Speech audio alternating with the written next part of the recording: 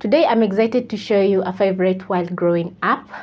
Mbaazi was a must in my mother's kitchen, so today I am going to recreate my mother's Mbaazi recipe and add a few spices so that I can create one delicious meal. For this recipe I am using dried Mbaazi, so I washed and soaked my Mbaazi for around 15 minutes and then I transferred to my pressure cooker and cooked for around 20 minutes until the Mbaazi was soft.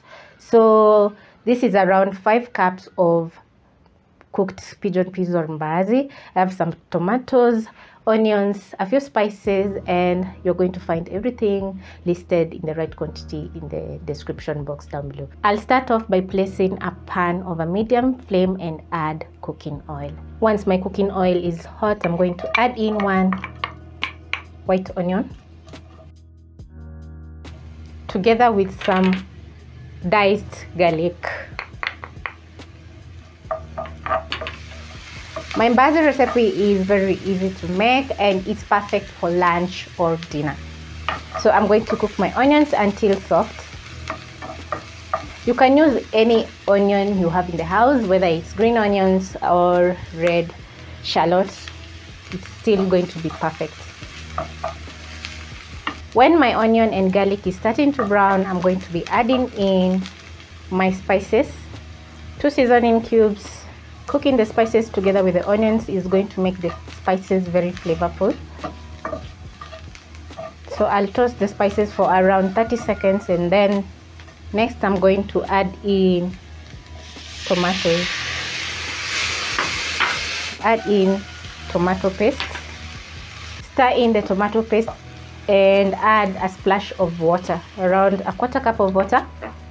Let the tomatoes cook for around 1 to 2 minutes on medium-low flame.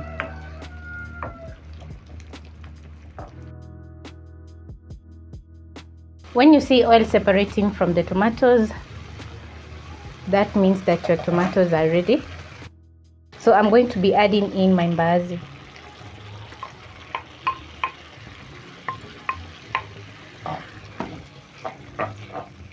Stir in the Mbaazi into the curry and oh my god, this looks very delicious. The aroma in my kitchen is just amazing. I'm going to add in some water and let the Mbaazi come to a boil and simmer for around 5 minutes.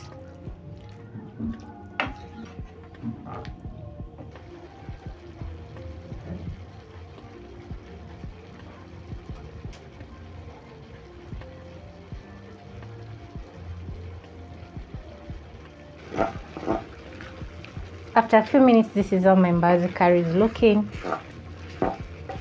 The sauce is thickening up and everything looks amazing. Always check the seasoning and add some more if need be. Mine is just perfect. I'm going to be adding in some cooking cream. Stir in. And my oh my, just look at that creaminess. When the sauce is looking thick and so creamy, my Mbaazi is ready. So I'm going to be turning off the heat. Serve for myself some. After adding a few ingredients, my Mbaazi has turned out very delicious.